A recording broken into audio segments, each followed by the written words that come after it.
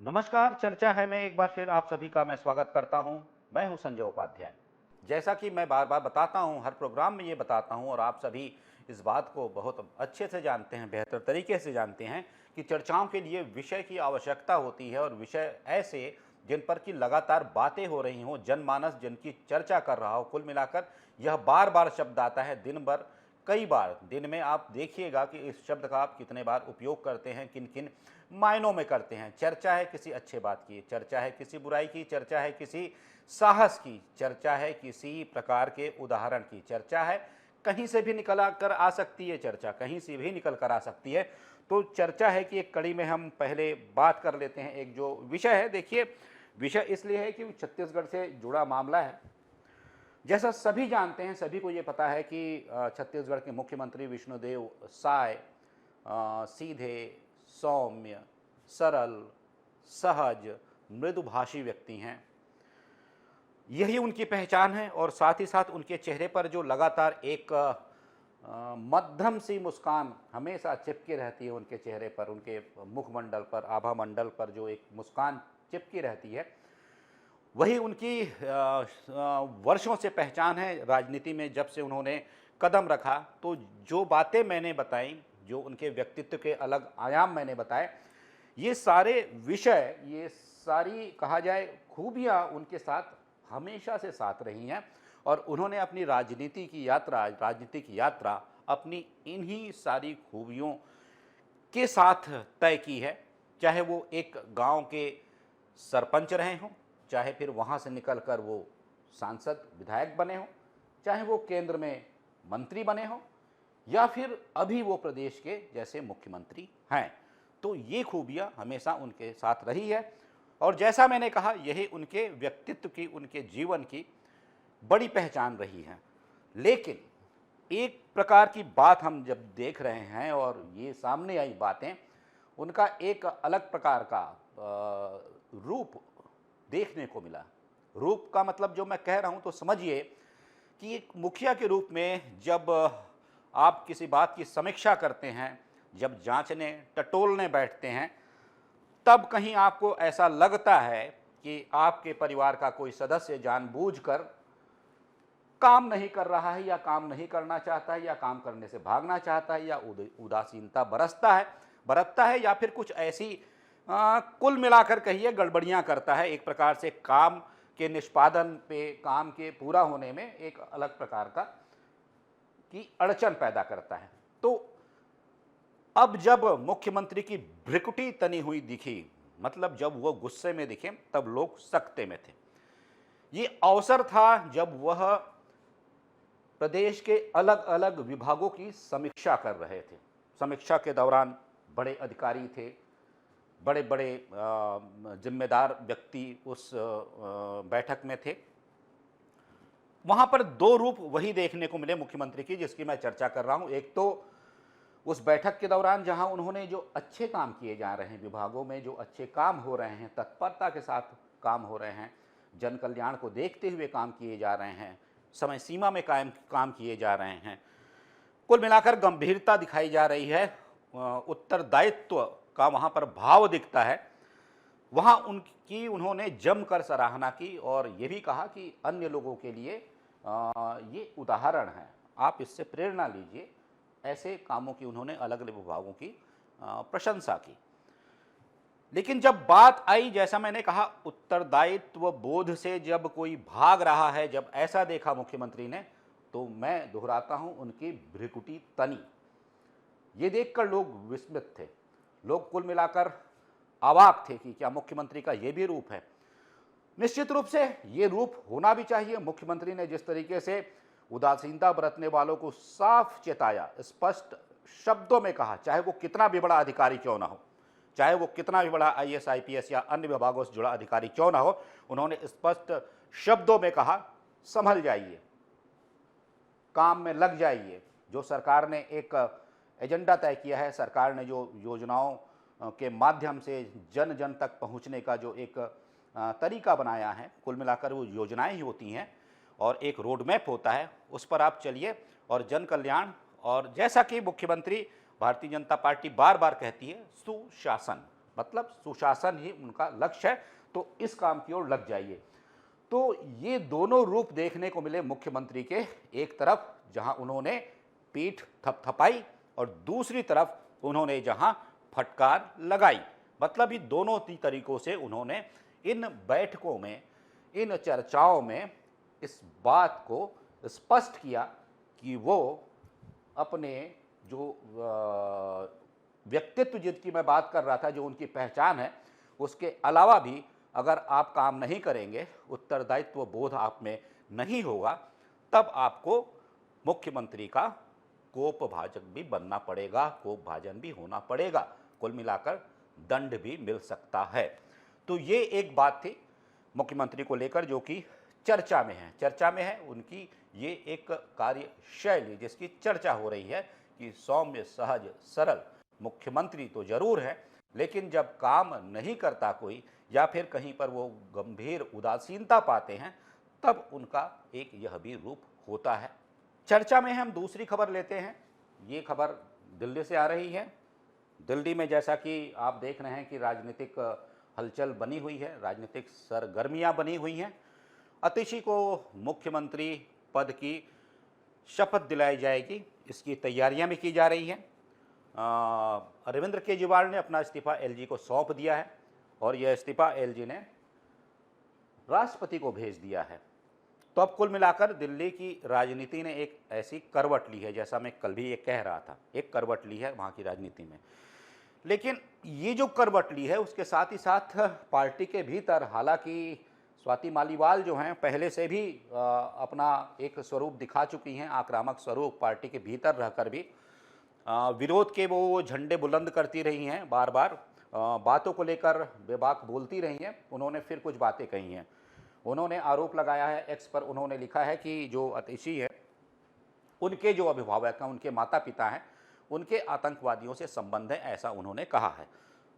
और उन्होंने इस रूप में कहा है कि संबंध कहने का मतलब कि कहीं ना कहीं उनसे उनकी निकटता रही है, ये कहा है। उनके कहने का और भी क्या मतलब हो सकता था वो स्पष्ट वही करेंगे, लेकिन जो उन्होंने लिखा था उसमें ये बातें थीं।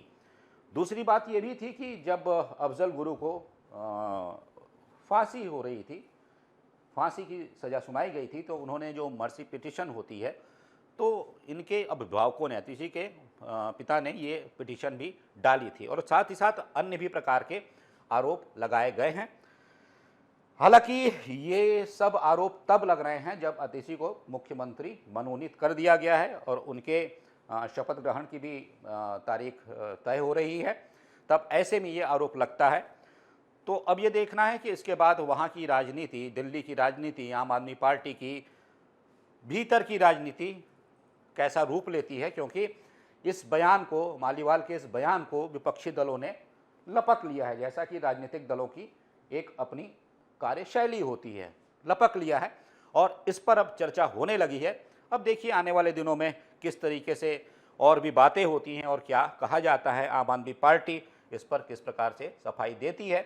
और भी तमाम विषय हैं जिस पर कि देखना होगा कि आने वाले 2 महीनों में 2 से 3 दिन भी हम कह लें, 3 से 4 दिन भी कह लें, 2 दिन 3 दिन, कैसा राजनीतिक एक डेवलपमेंट देखने को मिलता है, वहाँ पर किस प्रकार के बयान और सामने आते हैं। हालांकि इससे लगता तो नहीं कि आम आदमी पार्टी के किसी निर्णय में कोई परिवर्तन आएगा इन प्रकार के आरोपों से, लेकिन फिर भी ये जो मालीवाल ने आरोप लगाए हैं उन्हें विपक्ष, मतलब आम आदमी पार्टी वहाँ सत्ता में है, विपक्ष इसे गंभीर बता रहा है। उन्होंने आरोप लगाया। देखिए, आप सब लोग इस बात को समझिए, स्वाति मालीवाल जी ऐसी इंसान है कि जो राज्यसभा जाने के लिए टिकट आम आदमी पार्टी से लेती हैं, लेकिन प्रतिक्रिया देने के लिए, बोलने के लिए स्क्रिप्ट जो है वो भारतीय जनता पार्टी से लेती हैं। और मैं तो ये कहना चाहूंगा कि थोड़ी बहुत भी अगर शर्म हो, थोड़ी बहुत भी लज्जा हो, तो उन्हें आम आदमी पार्टी का राज्यसभा का टिकट त्याग देना चाहिए, राज्यसभा सांसद पद से इस्तीफा दे देना चाहिए और अब उनको भारतीय जनता पार्टी से राज्यसभा जाने का रास्ता चुनना चाहिए। राज्यसभा में रहने का शौक है तो भारतीय जनता पार्टी से राज्यसभा का टिकट लेना। चलिए अब एक ऐसी खबर जो कि डराने वाली है, सचमुच आप समझिए डराने वाली है, इस तरीके से कि जब ये कहा जाता था कि पहला विश्व युद्ध हुआ, दूसरा विश्व युद्ध हुआ, तो कहा जाता था तीसरा विश्व युद्ध पानी के लिए लड़ा जाएगा। फिर ये कहा जाता था कि अगर तीसरा विश्व युद्ध हो गया तो चौथा विश्व युद्ध की गति ये होगी कि कुछ बचेगा नहीं और फिर वही पत्थर से ही वो आगे के युद्ध लड़े जाएंगे। कुल मिलाकर इसके बाद विनाश की वो श्रृंखला शुरू हो जाएगी जिससे पूरी दुनिया बचना चाहती है, बचने का प्रयास कर रही है। फिर भी ये मंजर दिख रहे हैं। लेकिन अभी की जो घटना है, ये जो घटना लेबनान की है, वहाँ हुए पेजर विस्फोट ने एक नई प्रकार की चर्चा शुरू कर दी है। और ये चर्चा देश में ही, प्रदेश में ही नहीं, ये वैश्विक चर्चा है। विश्व भर में इस बात की चर्चा हो रही है कि क्या इस तरीके से अब साइबर अटैक हो सकते हैं, या फिर साइबर अटैक का, साइबर हमले का ये भी एक तरीका हो सकता है कि आप जो गैजेट रखे हुए हैं, आपके पास जो मोबाइल है, आपके पास जो पेजर है, शायद आप किसी लैपटॉप पे बैठे हैं, शायद आप किसी कंप्यूटर से बैठे हैं, या फिर आपके पास और भी कोई गैजेट है, टैबलेट है, जो भी है आपके पास, वो अचानक विस्फोट कर जाए और जो सामने बैठा व्यक्ति है उससे वो घायल हो जाए या फिर उसकी मृत्यु भी हो जाए। क्योंकि लेबनान में यही दृश्य था जब वहाँ पर 1000 से ज़्यादा पेजर, वहाँ उनमें एक साथ विस्फोट हुआ लगभग, मतलब एक समय सीमा के भीतर वहाँ विस्फोट हुआ। जैसी सूचना मिल रही है 18 से अधिक लोग मारे गए हैं, उनकी मृत्यु हो गई है और 3000 से ज़्यादा लोग घायल हैं। इसमें बड़े राजनेता भी हैं, कुछ राजदूत भी हैं।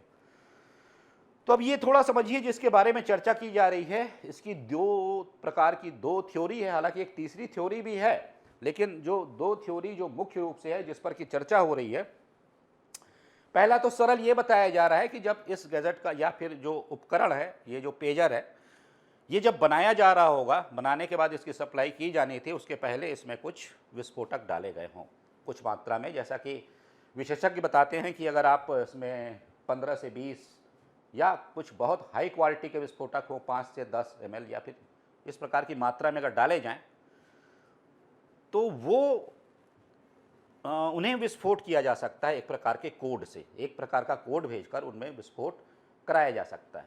पहली थ्योरी ये कहती है विशेषज्ञों की। दूसरी थ्योरी ये कहती है कि उन गैजेट्स को या फिर वो जो पेजर जैसे विस्फोट हुआ, उन पेजर को हैक किया गया। हैक करने के बाद चूँकि उसकी बैटरी, हर बैटरी जो होती है लिथियम की ही होती है शायद, जैसी जानकारी, उसे इतना हीट किया जाता है, उससे इतना गर्म किया जाता है कि उसमें विस्फोट हो जाता है। ये दूसरी बात है। तीसरी बात ये भी की जा रही है कि अब साइबर अटैक के और भी ऐसे तरीके होते हैं कि जिसमें मोबाइल में या फिर किसी प्रकार के गैजेट में एक प्रकार का कोड भेजकर जब वो वहाँ पहुँचता है और उसके सिस्टम में, उसके सेल्स में घुसता है, तो वहाँ पर एक ऐसा प्रकार का मकड़जाल बनाता है, एक ऐसी ऊर्जा पैदा करता है, ऐसी ऊष्मा पैदा करता है कि वो विस्फोटक के रूप में तब्दील हो जाता है, मतलब वहाँ विस्फोट हो जाता है। तो कुछ इसी प्रकार की घटनाएं हैं जो शुरुआत में मैंने कहा, जैसा मैं कह रहा हूँ, ये डराने वाली हैं कि अगर जो साथ लेकर चला जाने वाला एक ऐसा उपकरण है जो कि मान के चलिए कि 15 से 20 घंटे, कई लोग तो सोते समय भी रखते हैं, उनके साथ है, अगर वही खतरा बन सकता है तब आने वाले दिनों में स्थितियां क्या बनने वाली हैं। मतलब टेक्नोलॉजी कहां से कहां तक पहुंचने वाली है।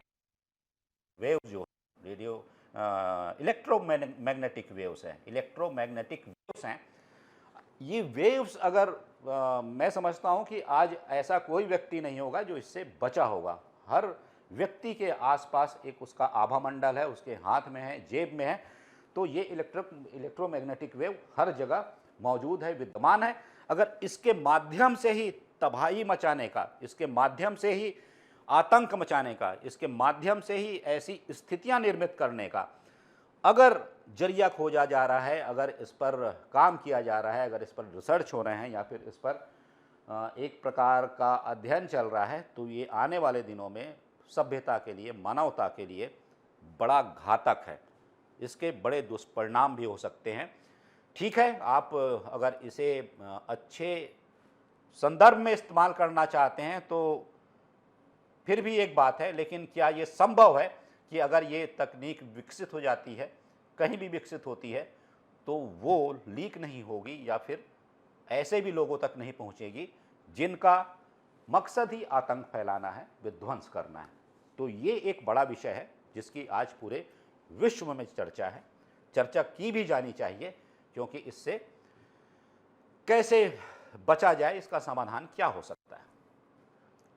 अब अगली खबर खेल की दुनिया से, जहां की भारत ने एशियाई हॉकी चैंपियनशिप जीत ली है। भारत की टीम ने, हॉकी टीम ने चीन को 1-0 से, मतलब एकमात्र गोल से हराकर यह ट्रॉफी अपने नाम की है।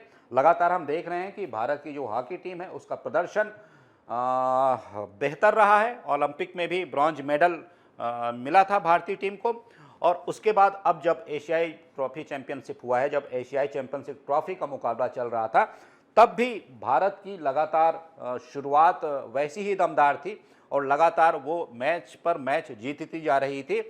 और इसमें जो एकमात्र गोल किया था, गोल करने वाले थे जुगराज सिंह, जिन्होंने कि एकमात्र गोल कर भारतीय टीम को सफलता दिलाई, चैंपियनशिप की वो ट्रॉफी दिलाई। इसके साथ ही साथ हॉकी इंडिया ने सभी खिलाड़ियों के लिए पुरस्कार की भी घोषणा की है। सभी खिलाड़ी को 3-3 लाख रुपए की राशि दी जाएगी, जो सपोर्टिंग स्टाफ है उन्हें 1.5 लाख रुपए की राशि दी जाएगी। इसके अलावा संभव है कि आने वाले दिनों में, 1-2 दिनों में, केंद्र सरकार से भी कुछ राशि की घोषणा हो पुरस्कार के रूप में। तो ये एक अच्छी खबर है खेल की दुनिया से कि भारतीय टीम ने एशियाई चैंपियंस ट्रॉफी जीत ली है चीन को हराकर। तो आज की चर्चा में सिर्फ इतना ही। यहीं मैं इस कार्यक्रम को विराम देता हूं। किन्हीं महत्वपूर्ण विषयों को लेकर जो चर्चा में बने हुए हैं, जिनकी चर्चा लगातार हो रही है, जिनकी चर्चा आप लगातार कर रहे हैं, या फिर चर्चा में जिन्हें आप सुनना चाहते हैं, उन्हें लेकर फिर हम आपके पास आएंगे, आपके सम्मुख आएंगे, उपस्थित होंगे। तब तक दीजिए आज्ञा। नमस्कार।